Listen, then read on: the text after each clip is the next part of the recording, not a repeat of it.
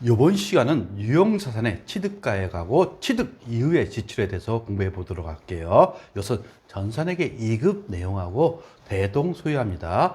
정의 및 종류 있죠. 첫 번째 보시면 물리적 실체가 있어야겠죠. 그리고 1년을 초과 사용하고 영업 목적으로 사용하면 우리는 유형자산이라고 합니다.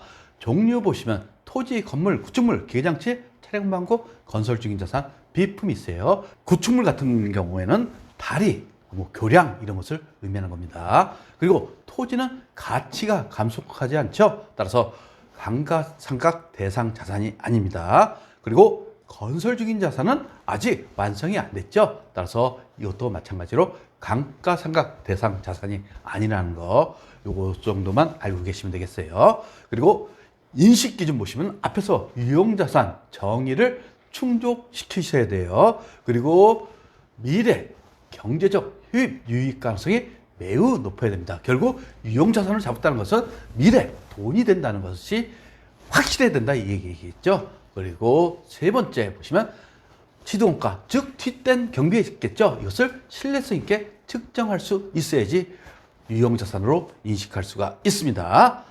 그 다음에 유형자산의 취득원가, 매입가액 플러스 취득 부대비용인데 영업 목적으로 사용하기 전까지 소요되는 모든 부대비용입니다. 다만 직접 원가만 대상이 된다는 것. 따라서 매입가액 플러스 취득 부대비용 마이너스 매입할이 되는 거죠. 여기에 취득 부대비용에는 설치 장소를 위한 지출, 운송비, 설치비, 설계 수수료, 시운전비, 시험 운전비죠. 그 다음에 취득세 등이 포함된다는 거. 이러한 것은 다 직접 원가에 됩니다. 만약 간접 원가다 그러면 간접 원가는 포함되지 않는다는 것을 여러분들이 알고 계셔야 돼요. 그 다음에 자산의 취득 및 보유에 따른 세금, 이것은 전산에게 2급에서 배웠던 내용입니다. 취득세, 등록세, 취득 시점에 한 번 부과하죠. 그러니까 자산 처리하는 거예요. 그래서 토지를 취득했다 그러면 토지, 만약 차량을 취득했다 그러면 차량 운반으로 회계 처리하시면 되는 겁니다.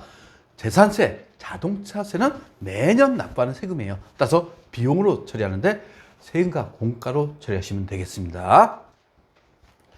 그 다음에 유형자산 취득 이후의 지출, 이것은 자본적 지출이 있다는 거 알 겁니다. 그 다음에 수익적 지출이 있어요. 결국 미래 경제적 효익에 증가시키거나 즉 자산 가치가 증가되는 거죠. 또는 내용연수를 연장시키는 지출은 자본적 지출입니다. 그 이외에는 다 수익적 지출이죠. 따라서 자본적 지출은 자산가액으로 처리하고 수익적 지출은 비용 처리한다는 거.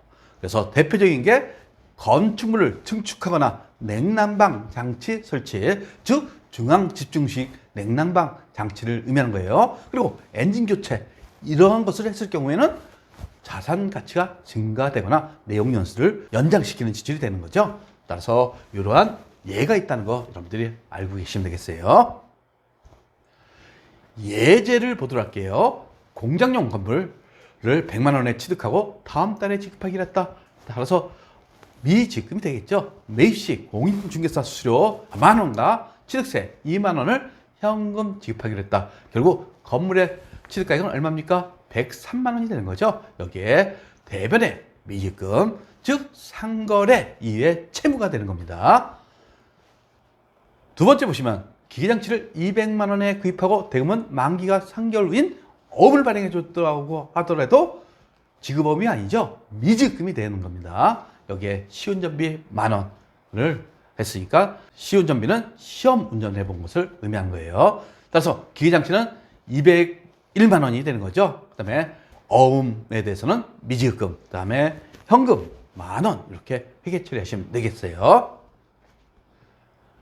세 번째 보시면 공장 제품 창고를 건설하기로 하고 공사비 300만 원을 현금 지급했다 이렇게 했죠. 그러면서 제품 창고는 아직 미완성이에요. 이때 쓰는 계정 과목이 건설 중인 자산이라는 거 여러분 다 알고 계셔야 됩니다. 11월 1일 공장용 건물의 외벽에 도색 공사비에 그다음에 파손된 유리를 교체한 거죠. 이것은 수익적 지출에 해당되죠. 400만 원의 현금을 지급했다. 따라서 차변의 수선비인데 제조경비의 수선비로 회계 처리하셔야 됩니다. 그 다음에 대변에 현금 하시면 되는 거죠. 다섯 번째 보시면 본사 사옥 건물의 에스컬레이터와 냉난방 시설을 위한 공사비 500만 원을 현금 지급하다 자본적 지출로 처리하셨어요. 이렇게 됐어요.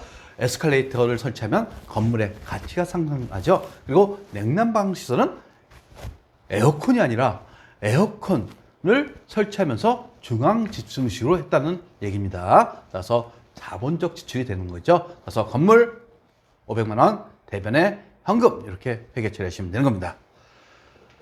여섯 번째 보시면 앞에서 제품 창고의 공사비 600만 원을 현금 지출하고 공사를 완료했대요.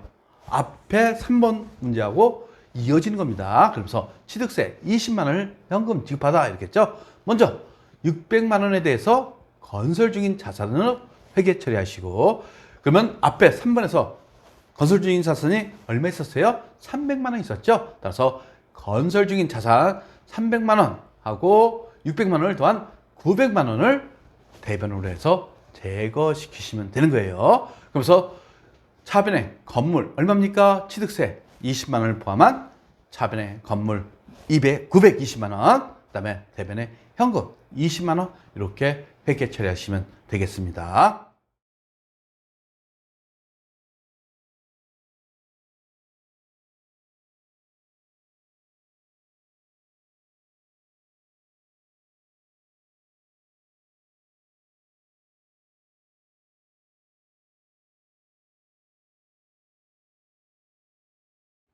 구독과 좋아요는 우리에게 큰 힘이 됩니다.